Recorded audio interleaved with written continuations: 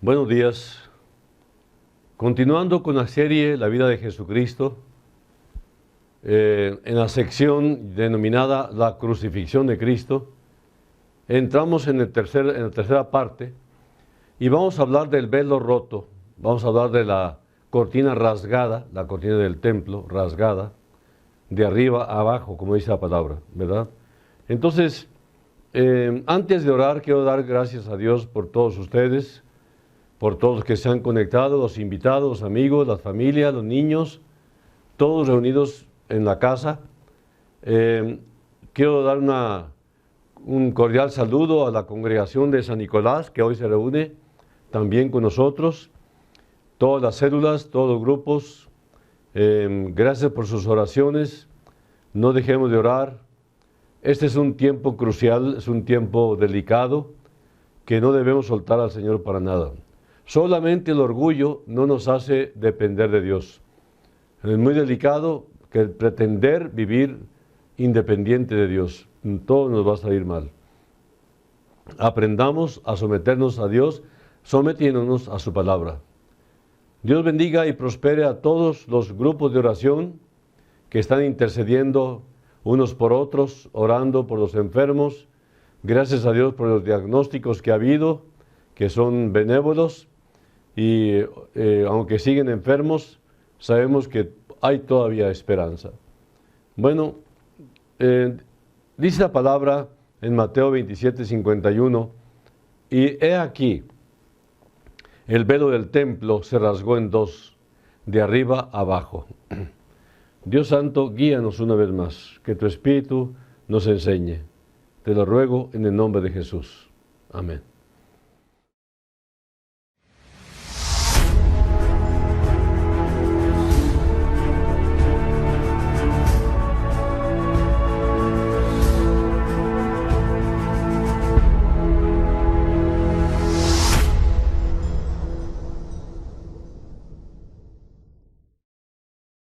Bueno,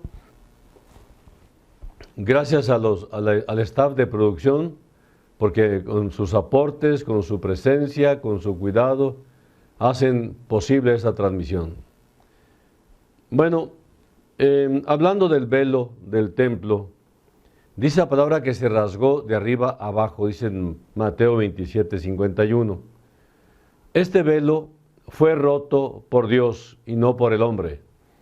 Este velo del templo significó el cuerpo de Cristo, como dice en Hebreos 10, 19 y 20. No voy a leer los versículos, aunque uno que otro por ahí lo vamos a leer o lo vamos a colocar para que lo lean, pero sí les encargo que por ustedes mismos consulten sus Biblias respectivas.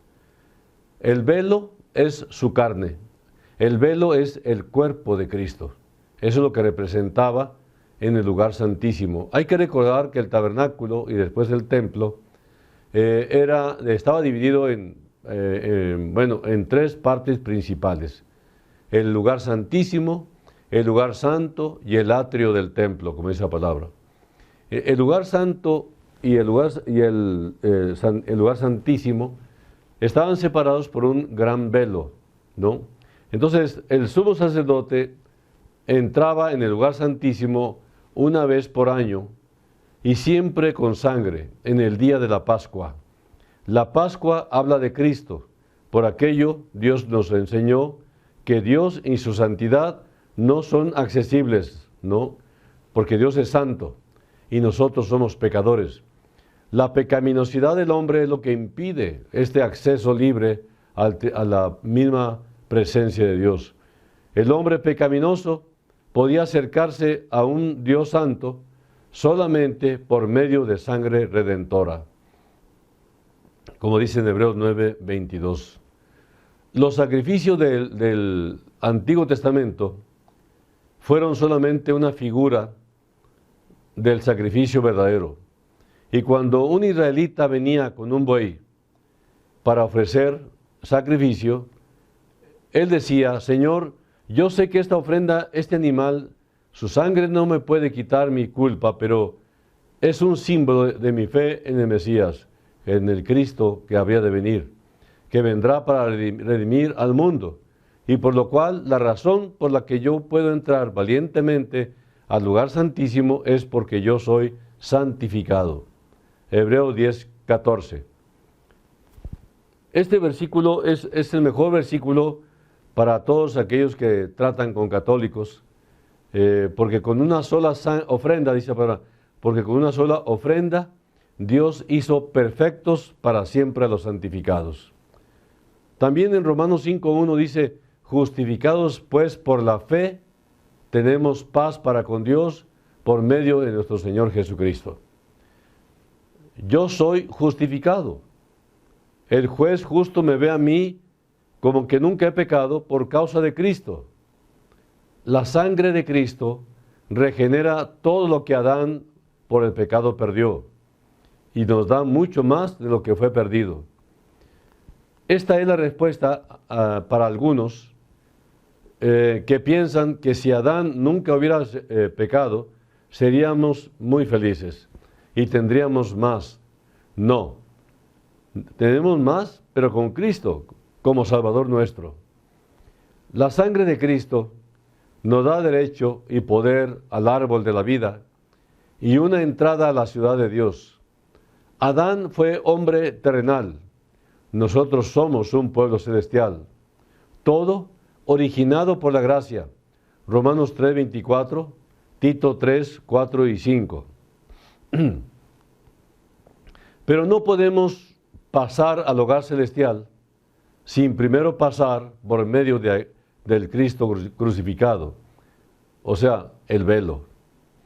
Este velo fue roto por Dios y no por hombre.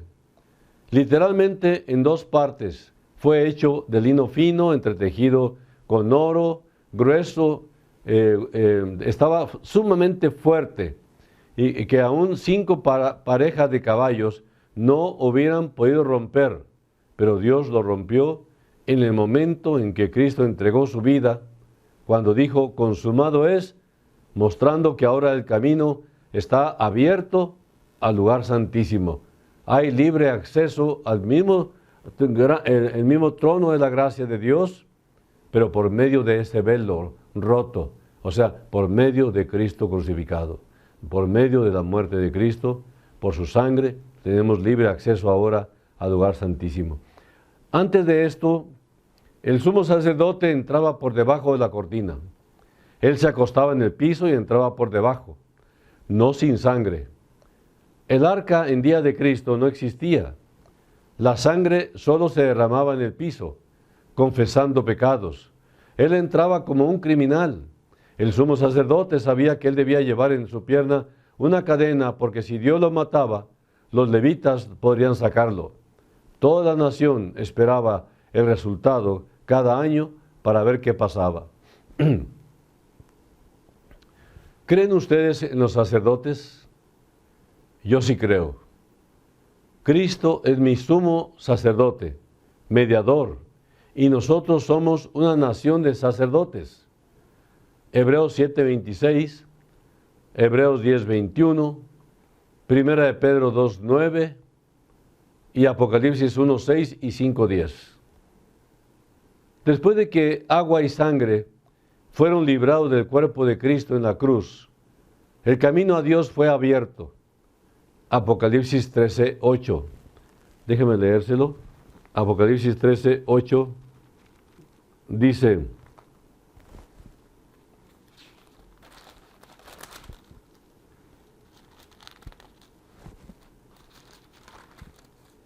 y lo adoraron todos los moradores de la tierra, cuyos nombres no estaban escritos en el libro de la vida del Cordero, que fue inmolado desde el principio del mundo.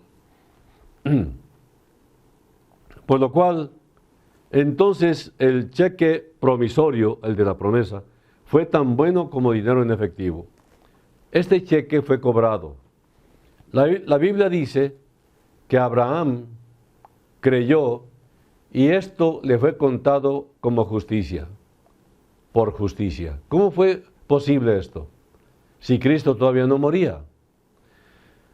Abraham nació en el año 2167 aproximadamente antes de Cristo. Creyó en el Redentor que vendría.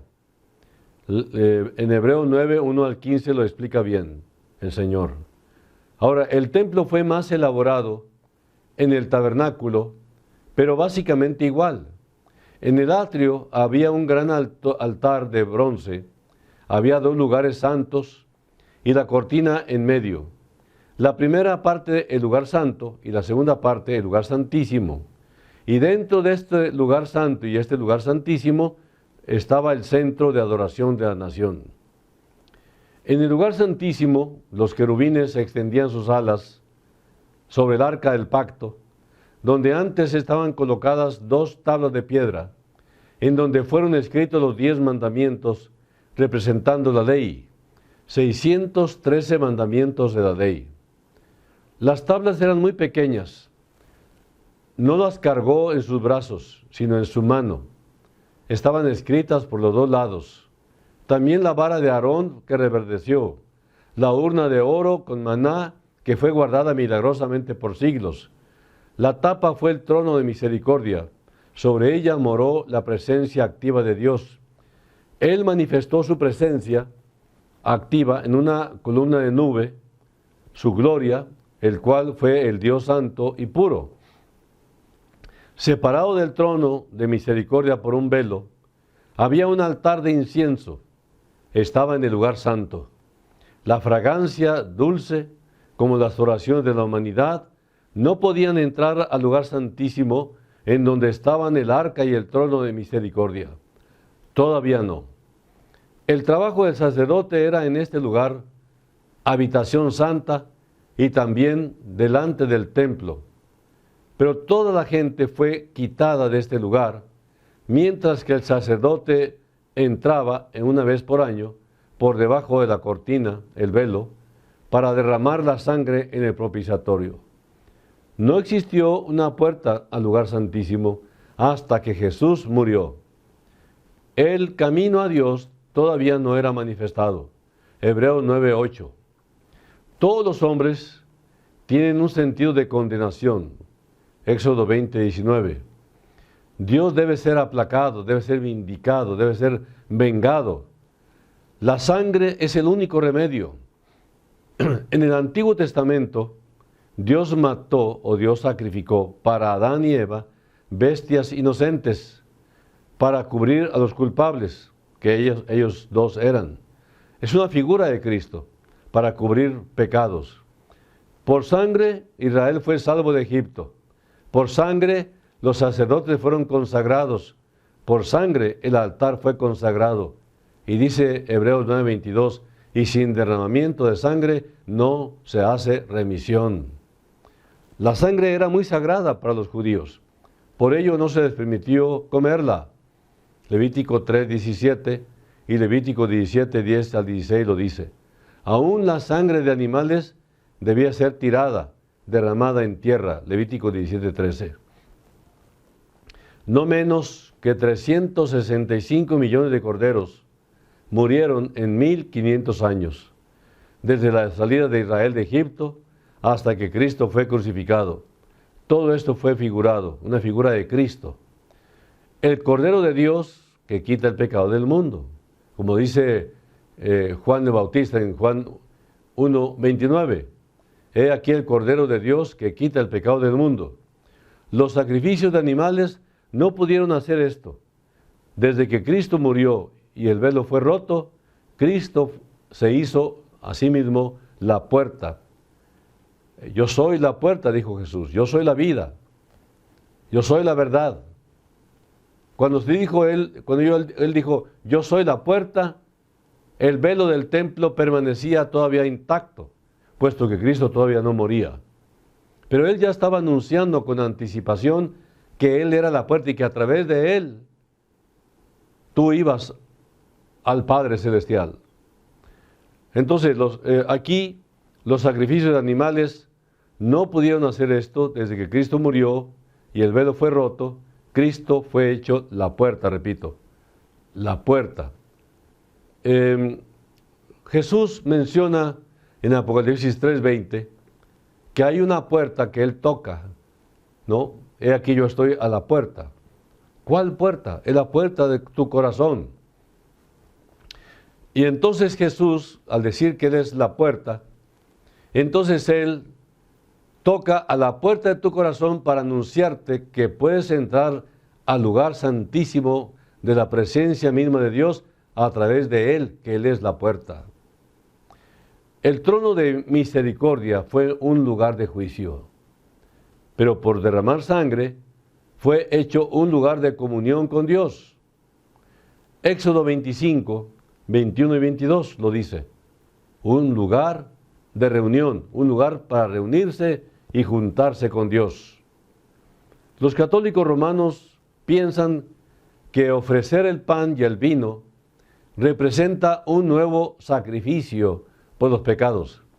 Pero Hebreos 10:26 dice lo contrario. Dice que ya no queda más sacrificio por los pecados. Cristo obtuvo la redención eterna para nosotros. Y dice la palabra que no por sangre de machos cabríos, ni de becerros, sino por su propia sangre. Entró una vez para siempre en el lugar santísimo, habiendo obtenido eterna redención. Hebreos 9:12.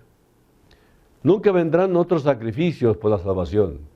Hebreos 10:10 y 14. O sea, en esa voluntad somos santificados mediante la ofrenda de Cristo, del cuerpo de Jesucristo, su sangre derramada, hecha una vez para siempre, dice la palabra. Porque con una sola ofrenda, hizo perfectos para siempre a los santificados. Por lo tanto, cesó el sacrificio de animales, de ovejas, cuando Cristo entregó su vida. Y Dios le llamó a Cristo el Cordero también, pero el Cordero de Dios. Pero no era un cordero animal, era su propio Hijo, Jesucristo. Él es la ofrenda de Dios para expiar los pecados, para redimirnos de toda condenación, de todo pecado y de toda maldad. Él pagó, porque nosotros no podíamos pagar. María, la de Magdala, que se le conoce como María Magdalena, fue la primera persona que vio a Jesús después de la resurrección. Y aquí surge algo interesante. En Juan 20:17 dice Jesús, no me toques. ¿Por qué? ¿Por qué dijo no me toques? Porque no debía ser tocado todavía, porque aún no había subido a su Padre. Poco más tarde, Mateo 28:9 dice, y ellos vinieron a tocarle. Entre la reunión de María Magdalena y la reunión con los discípulos, en ese periodo Él ascendió en su cuerpo, con su cuerpo resucitado, para ofrecer su propia sangre, y por lo cual cumplió el tipo de sacerdocio del templo o tabernáculo delante de la misma presencia de Dios. Por eso Jesús es nuestro sumo sacerdote. Él ofreció su sangre para redimir la humanidad pecadora. El día en que Él resucitó, su trabajo como sacerdote fue cumplido y entonces Él podía regresar y decir acá a la humanidad, paz. Hay paz para con Dios. Justificados pues por la fe, tenemos paz, dice Romanos 5:1. Cristo es nuestro sumo sacerdote, como lo dice Hebreos 10:19. Cristo es nuestro abogado, es nuestro intermediario, nuestro pariente, nuestro representante de la raza humana, nuestro sumo sacerdote. ¿Nunca pensaste en esto? Todo lo que hizo Él. Qué maravilloso será ver en aquel día a Cristo en su propio cuerpo eternal. Él está vivo físicamente, con su carne y con su sangre, con sus huesos, pero no con su sangre, porque su sangre fue la ofrenda. La redención es más que salvación. Jesús murió por cada criminal. Murió por cada hombre y por cada mujer sucios. Por los religiosos, por los moralistas, por los que se creen buenos, por cada persona perdida. Es decir, murió por todo el mundo. Porque de tal manera amó Dios al mundo, que ha dado a su Hijo unigénito, para que todo aquel que en Él cree no se pierda, sino que sean salvos por medio de Él. Dios no quiere que ninguno perezca. Él quiere que todos procedan al arrepentimiento. Así que vino por todos los pecadores a salvarlos, sin exclusión alguna. Pero el hombre que no cree se excluye solo. Se aísla y se aparta del único y suficiente Redentor. Él vino por ti. Él vino por mí. Esto se llama redención, rescate. Él nos vino a rescatar de una forma maravillosa, pero tremendamente dolorosa. Jesús derramó su sangre por toda la raza humana, por cuanto todos pecamos. La Biblia dice que la paga del pecado es muerte. Hay una consecuencia por el pecado, y es la muerte, la separación eterna de Dios. Romanos 6:23. Esto quiere decir que normalmente el pecador ha de perder la vida, ha de morir eternamente, separados eternamente de Dios. Pero el Dios hombre, Jesucristo, se presentó y en perfecta identificación con nosotros los hombres, tomó el lugar de nosotros y rindió su vida de infinito valor sobre el altar de la cruz. Él fue el último sacrificio ofrecido y el único sacrificio que salva y que lava y que limpia.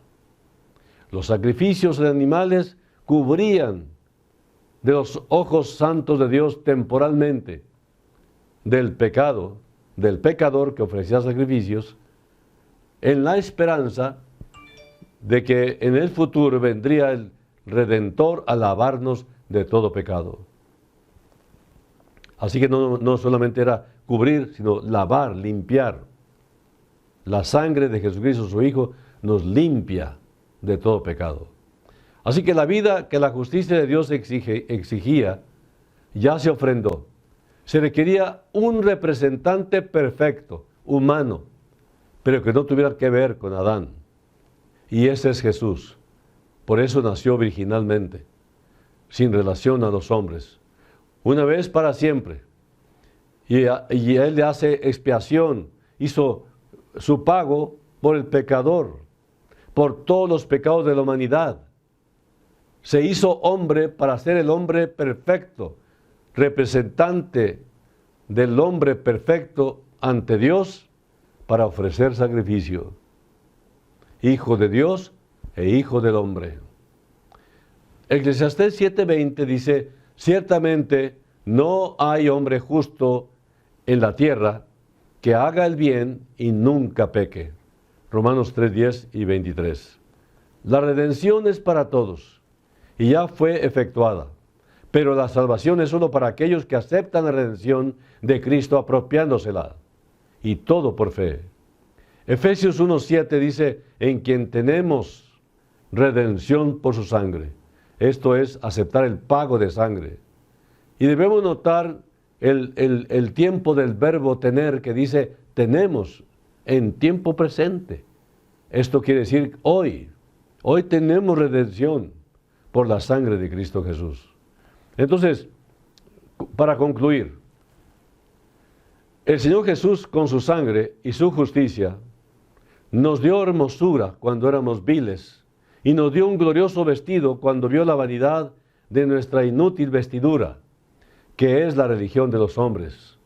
Nos limpió de toda vana manera de vivir, nos sacó de las tinieblas, nos sacó del fango, del lodazal del pecado, y nos hizo limpios, nos purificó con su sangre. ¿En qué momento fue eso? Cuando Cristo pagó y yo creí, y tú creíste, en un mínimo instante de fe, fuimos lavados para siempre. Fuimos limpiados para siempre. Esa fe tiene repercusiones eternas. Mi confianza está puesta en Dios. Él nos ha cambiado. Hay muchos testimonios de gente que sin religión, pero aceptando a Cristo en esta relación personal e íntima con Él, son cambiados, son transformados. Y el mundo lo sabe, pero el orgullo y el prejuicio no permite dar el paso de confianza, de entregarse a Dios. Así que con su sangre y su justicia nos dio todo este cambio, nos dio toda esta transformación maravillosa. Con 3 preguntas que hace Pablo terminamos este mensaje. Son 3 preguntas. ¿Quién acusará a los escogidos de Dios? Romanos 8:33. Ya no hay culpa. ¿Quién es el que condena? Romanos 8:34. Ya no hay condenación. ¿Quién nos separará del amor de Cristo? Romanos 8:35. Ya no hay separación. Amigo, tal vez tú seas una persona religiosa que trata de hacer su propia justicia por medio de las buenas obras, pero esto es evadir la justicia de Dios. Solo Cristo te puede salvar. Romanos 10:3 dice, porque ignorando la justicia de Dios y procurando establecer la suya propia, no se han sujetado a la justicia de Dios. ¿Por qué hemos de pensar que nuestras buenas obras deben ser mayores que la obra de Dios en Cristo para nuestra propia salvación? ¿Acaso deberíamos pensar que no fue suficiente el sacrificio de Cristo para hacer justicia? Cristo pagó el precio y Dios está satisfecho. Él cargó ya con tus pecados, llevándolos a la cruz del Calvario. Cuando Cristo sufría aquellos intensos dolores, lo hacía pensando en ti. Dice Mateo 11:28, venid a mí todos los que estáis trabajados y cargados, y yo os haré descansar. Cristo llevó el castigo que te correspondía a ti, y ahora quiere que tú lo recibas a Él por fe. Dice Apocalipsis 3:20, he aquí yo estoy a la puerta y llamo. Si alguno oye mi voz y abre la puerta, entraré a Él y cederé con Él y Él conmigo. ¿Necesitas paz? Entonces tú necesitas a Cristo. Él es el príncipe de paz. Él es el príncipe de paz. Si tú decides salir del camino de condenación eterna, que es el que llevas hasta ahora, habrás tomado la primera y más grande decisión de tu vida. Cristo te ofrece perdón y salvación ahorita mismo. Perdón y salvación eternamente. Y todo gratis. Tú solamente cree. Cree en el Señor Jesucristo y serás salvo tú y tu casa, dice Hechos 16:31 y 32. Toda la familia de este carcelero que dijo estas palabras fue salva por medio de este carcelero que se entregó a Cristo Jesús. Acepta el pago de sangre, mi amigo, para tu eterna redención. Cristo ya lo hizo todo. Dijo, consumado es. Quiere decir que ya está todo hecho. No hay nada por hacer, no hay nada que añadir. Ya está hecho todo. Es decir, lo que tenía que hacerse ya está hecho. Dios está satisfecho. Ahora resta que cada pecador acepte al que pagó para que quede totalmente redimido, libre del pecado que condena eternamente. Juan 6:35-40, y con eso terminamos, dice, Jesús les dijo, yo soy el pan de vida, el que a mí viene nunca tendrá hambre, y el que en mí cree no tendrá sed jamás. Mas os he dicho que aunque me habéis visto, no creéis. Todo lo que el Padre me da vendrá a mí, y al que en mí viene no le echo fuera. Porque he descendido del cielo, no para hacer mi voluntad, sino la voluntad del que me envió. Y esta es la voluntad del Padre, el que me envió, que de todo lo que me diere, no pierda yo nada, sino que lo resucite en el día postrero. Y esta es la voluntad del que me ha enviado, que todo aquel que ve al Hijo y cree en Él, tenga vida eterna, y yo le resucitaré en el día postrero. Hoy lo has visto, hoy estás creyendo, porque la fe viene por oír la palabra de Dios. Señor, Bendice a todo el que en este momento invoca tu nombre para salvación. Ayúdalos a creer. En el nombre de Jesús, Dios Santo, ten misericordia de todos los pecadores de todo el mundo y trae un avivamiento a la iglesia, un despertamiento, una renovación de un compromiso mayor de vivir para ti con todo el corazón y testificar abiertamente a Cristo. En su nombre te lo pido, Señor. Amén. Es todo, amigos. Nos vemos la próxima con el favor de Dios y que tengan una Semana Santa, como tradicionalmente la conocemos, de recogimiento espiritual y de bendiciones y descanso. Dios los bendiga. Nos vemos la próxima.